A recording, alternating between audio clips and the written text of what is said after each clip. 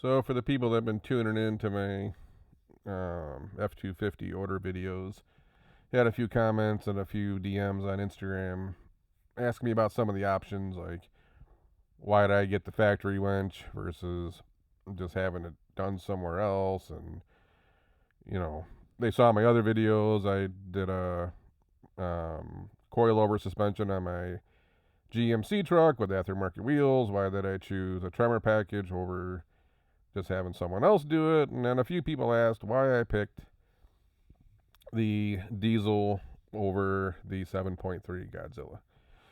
Well, today we'll cover the why did I pick a diesel. Some things are going to make sense, some things won't.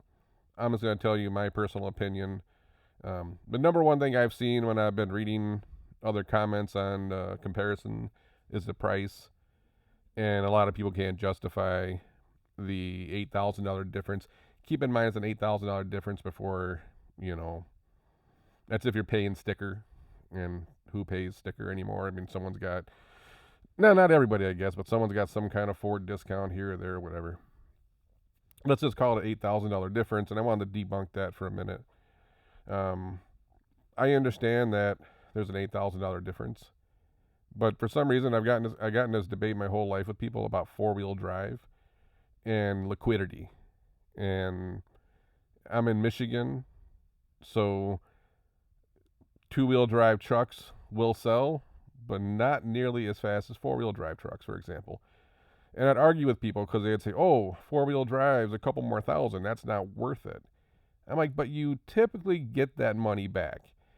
If a two-wheel drive truck is selling for $24,000, your four-wheel drive truck you'll probably be able to get 26 for it. So it is more money up front, but you usually recoup that on the back end. And I think everyone automatically thinks because you bought it up front with depreciation and all this shit. Nope. Typically, you can get that money back. Trade it in a dealer, you'll still get some of it back. And then there's the liquidity thing. When I say liquidity is, how fast can I move this vehicle if I want to sell it? And people always want four-wheel drive trucks, at least in the Midwest. They always want diesel trucks, especially if they're used, because, diesels last longer. So if I have a four-wheel drive diesel truck, not only can I move it faster when I want to sell it, I can usually get a pretty good premium for it as well. Especially if you bought like a GMC Denali. Everyone always wants the top because they don't want to pay for it when it's new, but they'll pay for it used.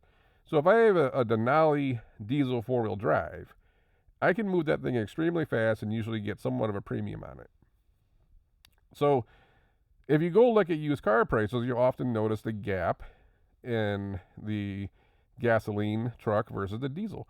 You still recoup most of that money when you sell it. So yes, there's an $8,000 option now, more, but you get some or sometimes all of that back when you sell it. And I don't think people always think about this stuff. I'm someone that's very analytical on money if you listen to my channel and the amount of companies I own and the investments I make. Not everything I do is rational. Sometimes I just do things because I want it. But there are times when I look at it and say, okay, even if I get $6,000 back out of my $8,000, plus quote unquote gas savings, if you want to potentially factor that in, depending on how much you tow and how heavy you tow, it doesn't seem like that bad of a deal to me. Plus, I have a truck that's going to be in high demand. I'm going to have a King Ranch F-250 Tremor four-wheel drive diesel. That is going to be one of the first trucks to move on the used market. If you haven't noticed, there's a whole bunch of like 6 to 10-year-old Range Rovers out there that nobody wants to buy, right? Nobody wants to own a Range Rover out of warranty. Nobody wants a 2002 BMW. But as things get 4 or 5 years old, diesel trucks sell very fast on the market. So, and I also noticed, the higher the model, the more people want to buy them. So that's one of the reasons. I'm factoring in resale value, how fast I can sell it, and overall, just how much am I going to recoup? Am I losing $8,000? No. So that whole myth that is you're losing $8,000, I know you're paying $8,000 more, but you're not losing $8,000. So keep that in mind. The next thing, the torque curve. I'm not going to tow like 20,000 pounds on average. I haul a lot of my own firewood at times, 2-axle trailer loaded up, four-wheelers, that type of stuff, dirt bikes. I got a 30-foot trailer, toy hauler, that when that's loaded, that could be 10,000 to 12,000 poundish, right? It's nothing crazy. Nothing that you probably couldn't tow, conventional tow with the 7.3 very well. I bet at 10,000 pounds, a 7.3 tows amazing. With that being said, I like my torque down low. How I like to drive, I hate pulling off the line slow. And I'm not saying you couldn't do that with the V8. I like the way diesels drive when I'm towing something. And the diesels are so powerful now. You can say that the 7.3 tows well. But if you're only towing 10,000 pounds on a modern diesels, like the newest Duramax like I have now, or the 6.7 PowerStroke, at 10,000 pounds, you almost don't even know the damn thing's back there. And I like that feeling. I don't want to feel like I'm bogged down or I'm slogged. And I'm not saying the 7.3 would feel that way, but it definitely doesn't feel that way with the 6.7. I also have no desire to tow. I don't even know what the max towing is on this thing. I don't want to tow 20,000 pounds on a truck like this. It's not even on a dually. Like I started thinking like F650 or give me a Freightliner sports chassis or something. I don't want to tow loads that big on these type of trucks. My average towing 10, 12,000 pounds. This thing will drive and have the pickup and the speed and the aggressiveness that I want anyways.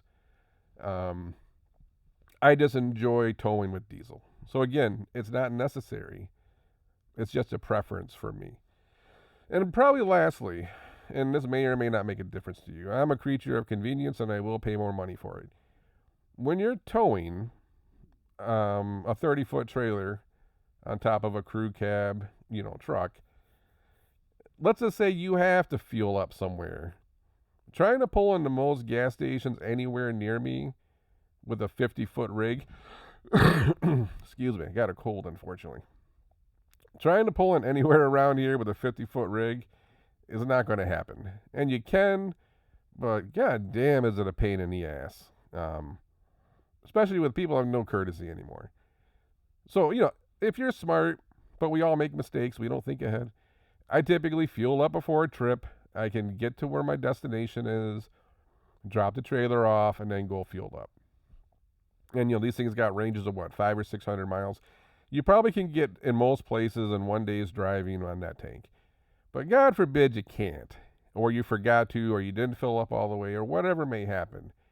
If I'm on the road and I need to get fuel, it is so much easier to pull in where the semi-trucks go and get diesel versus trying to pull in to some of these gas stations and to just use a regular pump for gasoline. On top of the fact, sometimes it's hard even just pulling in with a truck without a trailer because people park like assholes at the pumps. Or they literally park at the pump and they go inside for like a half an hour to get Subway and a cup of coffee. Then you add in, and this is probably a complaint for many diesel owners, which is a downside of diesel. The regular pumps in the city, you always have the people who don't have diesel cars that go to the pumps that have regular and diesel, and then they go inside and they're tying up like the only diesel pump. So that is a shortcoming of diesel, but when you got a 50-foot plus rig and you're on the road, you hit one of those truck stops, you hit a Love's or something, you can pull up where the semi-trucks go, you can get DEF fluid if you need it, another pitfall of diesel. But no problem pulling in with a 50-foot rig, getting your diesel, and not having to screw with the regular pumps. To me, that's a convenience thing that I enjoy. I also like the diesel pumps at those stations because a lot of the times they won't cap you. Depending on what credit card you use and what gas station, a lot of times cards will get capped at, it's like $75, $100, or $125. So with current gas prices, my last fill up was $167. The pump stopped at 100.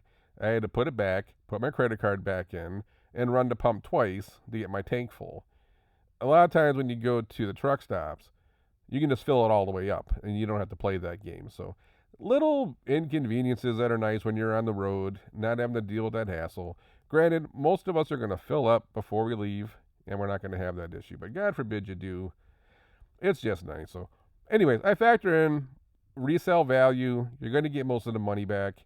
You might save some money on gas mileage depending on how much you tow, how heavy you tow.